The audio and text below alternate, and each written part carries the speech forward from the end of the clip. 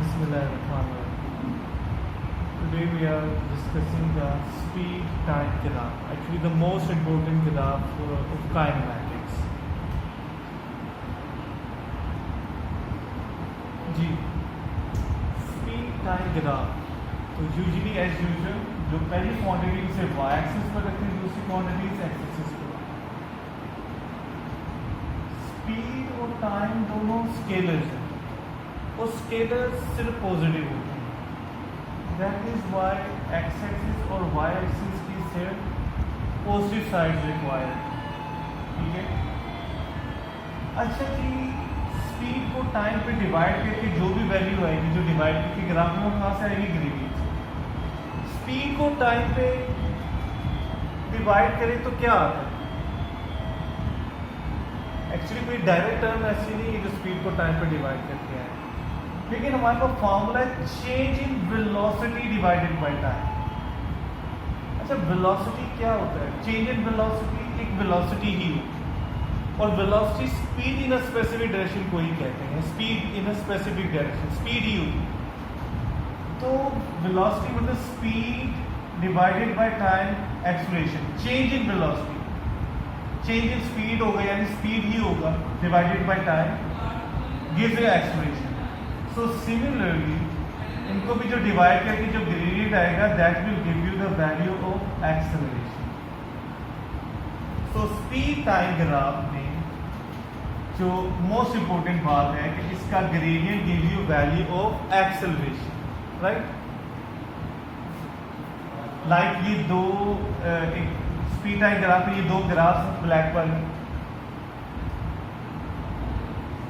एक graph moon को represent कर रहा है अर्थ पर। तो वी नो के अर्थ पर gravitation acceleration 10 metre per second square है, जो ज़्यादा है मून से। मून पर 1.6 मीटर पर सेकंड स्क्वायर। तो देखिए जो ज़्यादा एक्सेलरेशन है उसका ग्राफ ज़्यादा स्टीपर है। इसका मतलब स्टीपनेस जितनी इंक्रीज होती जाएगी ग्राफ उतना, एक्सेलरेशन उतना हाई है। तो ग्रेडियंट मीन्स स्टीपनेस। ठीक है। तो स्टीपनेस गिव्स, तो ग्रेडियंट मीन स्टीपनेस। जितनी स्टीपनेस ज्यादा हो रही है तो स्पीड टाइम ग्राफ में ग्रेडियंट में स्टीपनेस क्या बता रहा है? एक्सेलरेशन। जितनी स्टीपनेस ज्यादा है एक्सेलरेशन उतना हाई। सिमिलरली ये पास पेपर क्वेश्चन में 3 acceleration were given 0 2 and 4 metre per second. 3 lines were shown. So which line represents which acceleration? तो जिसकी स्टीपनेस 0 है वो 0 एक्सेलरेशन को रिप्रेजेंट कर रहा है। तो इन दोनों में देखें तो सेकंड वाले की स्टीपनेस ज्यादा है, तो अब 0 के अलावा दो ही ऑप्शन बच जाते हैं, 2 और 4। इसका मतलब ये 2 है और जिसकी स्टीपनेस ज्यादा है वो 4 मीटर पर सेकंड स्क्वायर को एक्सेलरेशन को रिप्रेजेंट कर रहा है। यानी जितनी स्टीपनेस ज्यादा एक्सेलरेशन उतनी ज्यादा, और स्ट्रेट है तो इट मीन्स एक्सेलरेशन कांस्टेंट 0। जी जब ये लाइन स्ट्रेट होती है इट मीन्स यूनिफॉर्म स्पीड है, स्पीड में चेंज ही नहीं आ रहा, then acceleration is 0। Similarly you can have a look at this graph. अच्छा, ग्राफ में राइजिंग लाइन बता रही है ग्रेडियंट पॉजिटिव होता है, जो लाइन राइज कर रही है। तो ग्रेडियंट का मतलब क्या है? Acceleration positive. तो हमने पहले पढ़ा हुआ है एक्सेलरेशन पॉजिटिव कब होता है? जब स्पीड इंक्रीज हो रही है। यू कैन सी ग्राफ भी बता रहा है कि स्पीड इंक्रीज हो रही है, हाई ऊपर की तरफ जा रहा है, स्पीड इज इंक्रीजिंग। तो इट्स अगेन प्रूविंग कि जब स्पीड इंक्रीज हो रही है एक्सेलरेशन पॉजिटिव होता है। अच्छा, नीचे जा रही है तो नीचे जाने वाली लाइन का ग्रेडियंट नेगेटिव है, तो gradient acceleration negative acceleration. Acceleration negative कब होता है? तो स्पीड डिक्रीज हो रही है। तो अगेन ग्राफ भी यही बता रहा है स्पीड इंक्रीज हो रही है। और हॉरिजॉन्टल का मतलब यूनिफॉर्म स्पीड। इसका क्या मतलब है कि एक्सेलरेशन 0 है, स्पीड चेंज नहीं है, right. Now have a look at this speed time graph. ये सारे स्पीड टाइम ग्राफ हैं। एक ये हॉरिजॉन्टल लाइन है, एक ये हॉरिजॉन्टल लाइन है। अच्छा, दोनों हॉरिजॉन्टल लाइन है। इन दोनों ग्राफ में एक सिमिलैरिटी है और एक डिफरेंस है। सिमिलैरिटी क्या है? Both have represent 0 x, speed change नहीं होती। और डिफरेंस क्या है कि इसकी स्पीड 0 लेवल पर है, means this represent a body is at rest.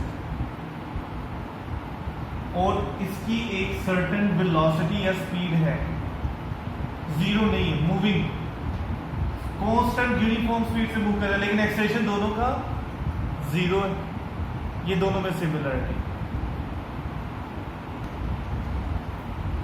चलिए कोई भी दुनिया में एक्सेलरेशन या तो वो एक स्ट्रेट लाइन होगा या स्ट्रेट लाइन नहीं होगा। अच्छा, स्ट्रेट लाइन में ग्रेडियंट यूनिफॉर्म होता है, तो अगर स्पीड टाइम ग्राफ एक स्ट्रेट लाइन तो उसका ग्रेडियंट यानी एक्सेलरेशन यूनिफॉर्म, स्ट्रेट लाइन में ग्रेडियंट चेंज नहीं होता, राइट? तो इसका मतलब ग्रेडियंट चेंज नहीं होगा, इसका मतलब एक्सेलरेशन चेंज नहीं होगा, यूनिफॉर्म एक्सेलरेशन होगा।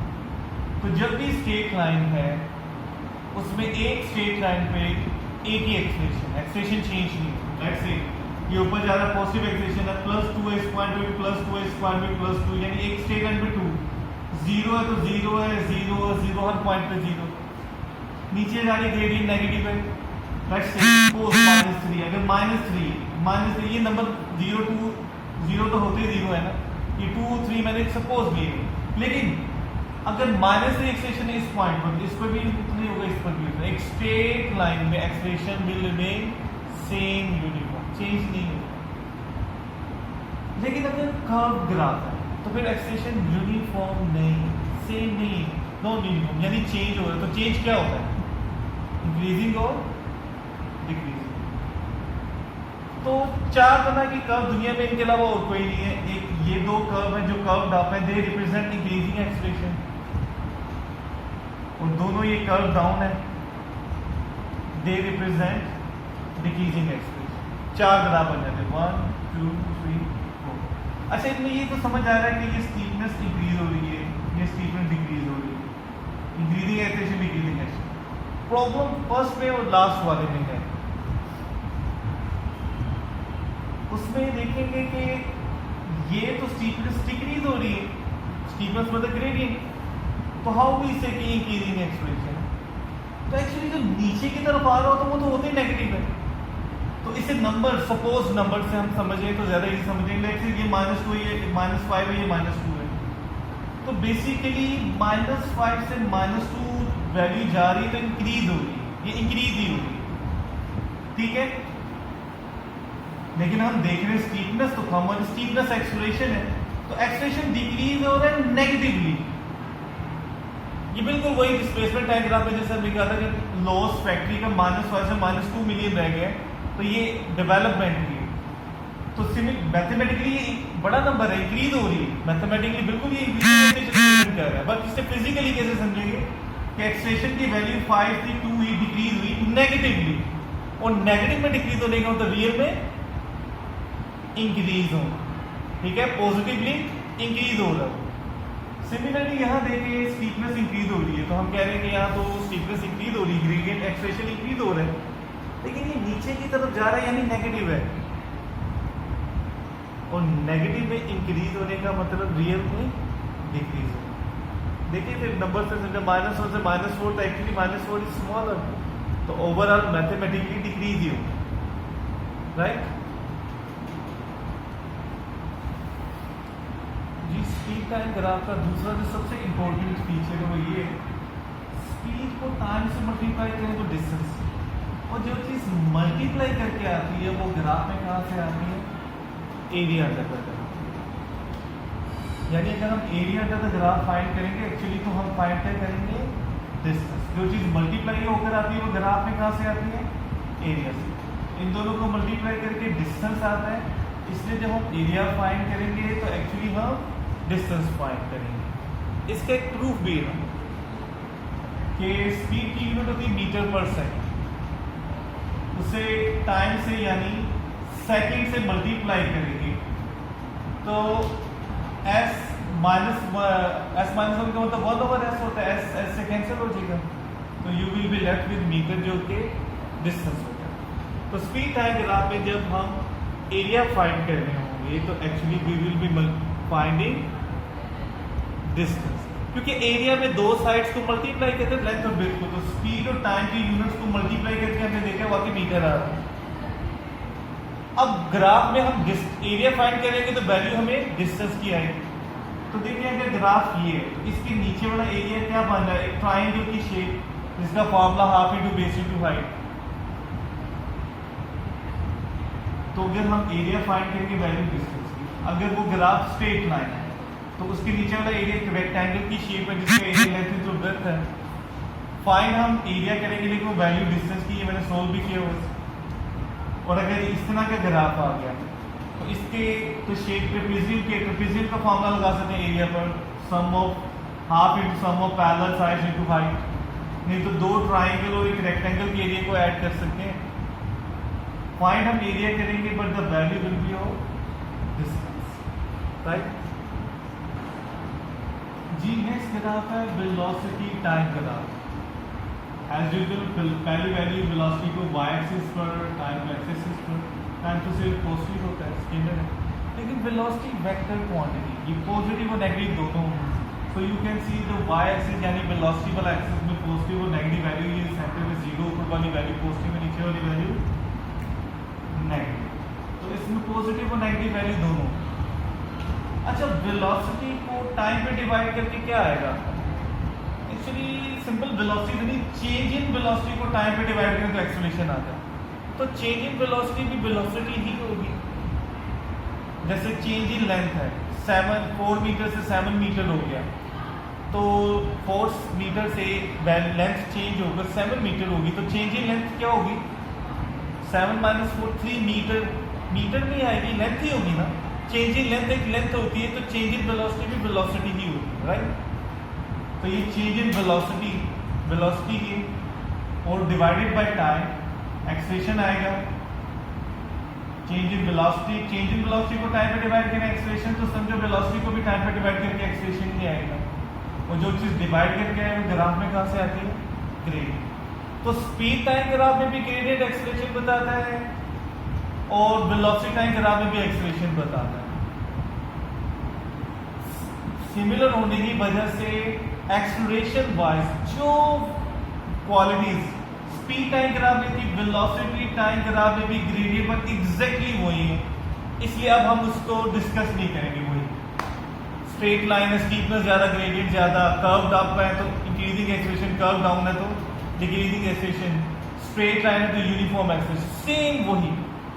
फर्क है वो ये सेकंड पॉइंट, वो ये है कि स्पीड को जब टाइम से मल्टीप्लाई करते थे तो डिस्टेंस आता है, लेकिन वेलोसिटी को टाइम से डिवाइड करेंगे तो डिस्प्लेसमेंट आएगा। तो इसमें जो एरिया है वो डिस्प्लेसमेंट बताएगा, स्पीड टाइम ग्राफ में जो एरिया है वो डिस्टेंस बताता है। अब इसमें यहां ना लिखा हुआ एरिया अंडर द ग्राफ भी हो सकता है, अबव द ग्राफ भी। वो कैसे? लेट्स से ये ब्लैक लाइन एक वेलोसिटी टाइम ग्राफ, नेगेटिव में भी जा सकते हैं ना आप। तो जब पॉजिटिव साइड पे होंगे तो हम एरिया अंडर द ग्राफ लेंगे, और जब नेगेटिव साइड पर होंगे तो एरिया अबव द ग्राफ। यानी जब नेगेटिव साइड पर हो तो एरिया अंडर द ग्राफ नहीं, अबव द ग्राफ लें, राइट। क्योंकि जो एक्चुअली एरिया लेना होता है वो between graph and time axis लेना होता है, टाइम वाली लाइन।